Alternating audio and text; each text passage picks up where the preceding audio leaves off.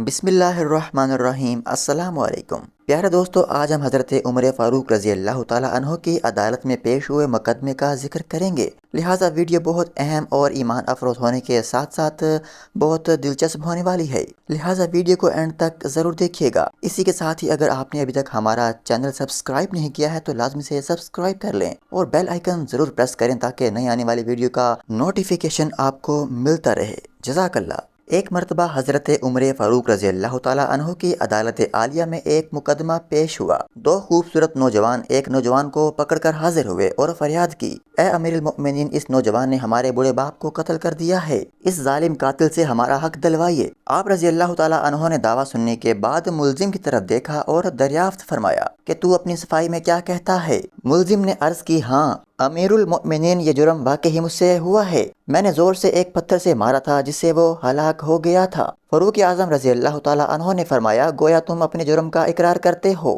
ملزم نے کہا، ہاں امیر المؤمنین، یہ جرم واقعی مجھ سے ہوا ہے۔ آپ رضی اللہ تعالیٰ عنہ نے فرمایا، پھر تم پر قصاص لازم ہو گیا اور اس کے بدلے تمہیں قتل کیا جائے گا۔ ملزم نے جواب دیا، آقا مجھے آپ کے حکم اور شریعت کے فتوے سے انکار نہیں ہے، البتہ میں ایک گزارش کرنا چاہتا ہوں۔ ارشاد ہوا، بیان کرو۔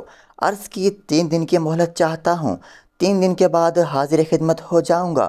عظیم قائد نے کچھ دیر سر جھکا کر سوچا، غور کے بعد سر اٹھا کر بولے، اچھا کون ضامن ہوگا تمہارا کہ تم واقعی وعدہ پورا کر کے واپس آ جاؤ گے؟ تیسرے دن عدالت عالیہ میں حاضر ہو کر خون کا بدلہ خون سے دو گے۔ عمر فاروق رضی اللہ تعالیٰ عنہ کے اس ارشاد پر اس جوان نے پر امید نظروں سے حاضرین کی طرف دیکھا۔ حاضرین کا جائزہ لینے کے بعد حضرت ابو ذر غفاری رضی اللہ تعالیٰ عنہ کے چہرے پر نگاہیں گاڑتے ہوئے اشارہ کرتے ہوئے کہا، یہ میری ضمانت دیں گے؟ حضرت عمر فاروق رضی اللہ تعالیٰ عنہ نے ان سے دریافت فرمایا تو انہوں نے کہا، بے شک میں اس کی ضمانت دیتا ہوں کہ نوجوان 3 دن کے بعد تکمیل قصاص کے لیے عدالت میں حاضر ہو جائے گا۔ اس ضمانت کے بعد ملزم کو چھوڑ دیا گیا۔ 2 دن گزر گئے اور تیسرا دن آ گیا اور سب کے سب دربار میں حاضر ہوئے اور حضرت ابو ذر غفاری رضی اللہ تعالیٰ عنہ بھی آ گئے اور ملزم کا بے قراری سے انتظار ہونے لگا۔ جوں جوں وقت گزرتا جا رہا تھا، صحابہ کرام رضی اللہ تعالیٰ عنہما کا اضطراب بڑھتا جا رہا تھا، کیونکہ ملزم ابھی تک نہیں پہنچا تھا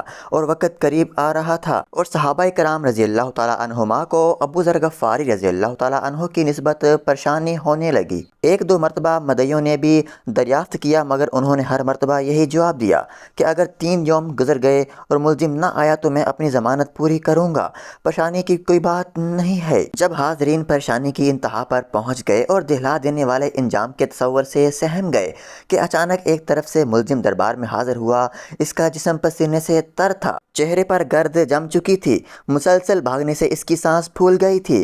اس نے آتے ہی سلام کیا اور عرض کی، اللہ تعالیٰ کا جو حکم ہے بجا لایا جائے، امانت کی سپردگی۔ آپ رضی اللہ تعالیٰ عنہ کے دریافت کرنے پر ملزم نے بتایا کہ میں ایک امانت والے کے سپرد کرنے گیا تھا۔ واقعہ یوں ہے کہ میرا ایک چھوٹا بھائی ہے، والد فوت ہو گیا، موت سے پہلے اس نے میرے پاس میرے چھوٹے بھائی کے لیے کچھ سونا رکھا تھا اور وصیت کی تھی کہ جب وہ جوان ہو جائے تو اس کے سپرد کر دینا۔ میں وہ سونا ایک جگہ رکھ آیا تھا جس کا مجھے ہی علم تھا، اس لیے میں وہ سونا اس کے سپرد کرنے گیا تھا۔ الحمدللہ میں نے امانت اس کے سپرد کر دی ہے جس کی وہ تھی۔ امیر المؤمنین رضی اللہ تعالیٰ عنہ نے ابو ذر غفاری رضی اللہ تعالیٰ عنہ سے پوچھا کہ آپ نے اس کی ضمانت کیوں دی تھی؟ کیا یہ آپ کا واقف تھا؟ انہوں نے کہا، میرا اس سے کوئی تعلق نہ تھا، صرف بات یہ تھی کہ جب اس نے پر امید نگاہوں سے میری طرف دیکھا تو مجھے خیال آیا کہ اگر بڑے مجمع میں بھی اس کی ضمانت نہ دوں تو کل قیامت کے دن رب العزت کے سامنے شرمندہ ہونا پڑے گا کہ اتنے آدمی میں سے کوئی بھی اس کا ضامن نہ بن سکا، اس لیے میں نے اس کی ضمانت دے دی، حالانکہ میں اسے بالکل بھی نہیں جانتا تھا، نہ مجھے معلوم ہے کہ یہ کہاں رہتا ہے، بس اس کی ظاہری شرافت نے مجھے یقین دلا دیا کہ یہ وعدے کا پکا ہے اور میں نے اس کی ضمانت دے دی۔ یہ بات سن کر حاضرین محفل اشک آلود ہو گئے۔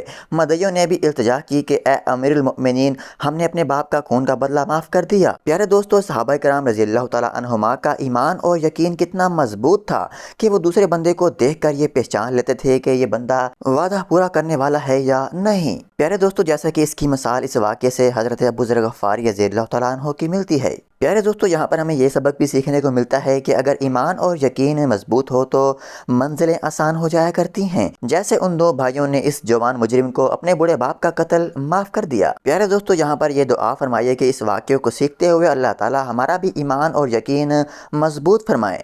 آمین۔